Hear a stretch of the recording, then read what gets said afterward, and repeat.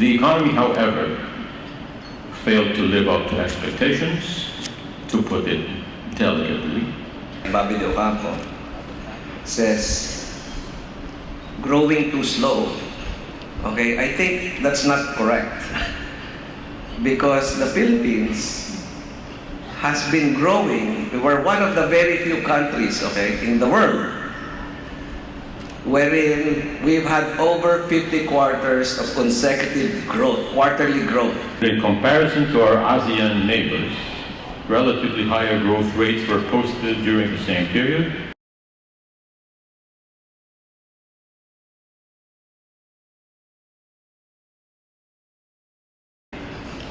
How did we get ourselves in this situation?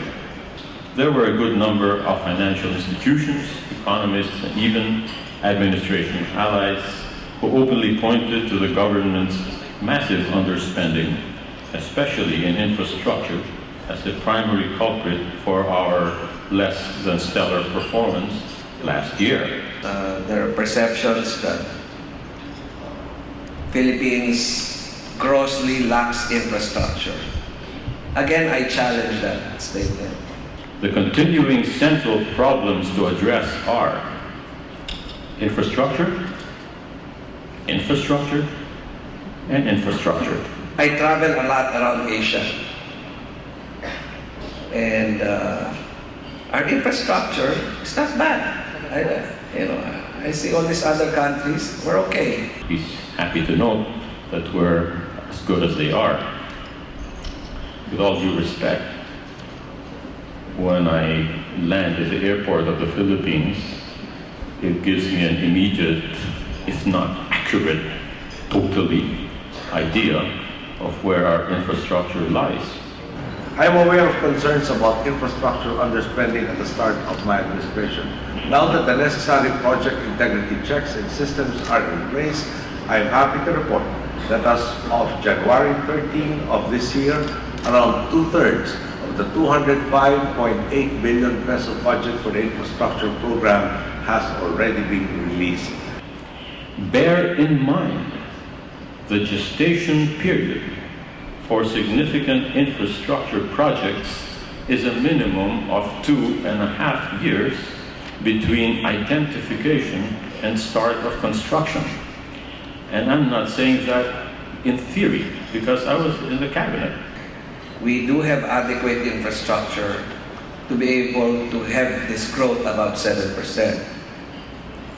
I will admit, though, that it is always desirable to see more infrastructure. But I think that we should not put down ourselves and say that we lack all this infrastructure.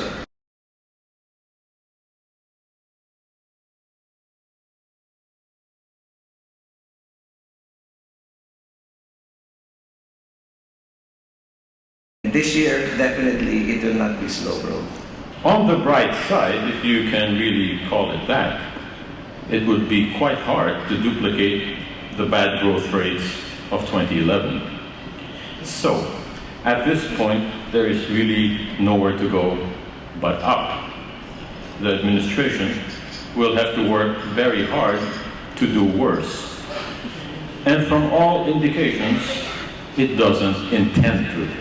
We, of course, want to realize this potential sooner rather than later and are aware that much more needs to be done in order to achieve our goals. I am very bullish about the economic growth this year.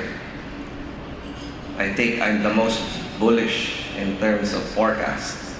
I think there's no one above my forecast. The forecast of the official government forecast is 5 to 6%.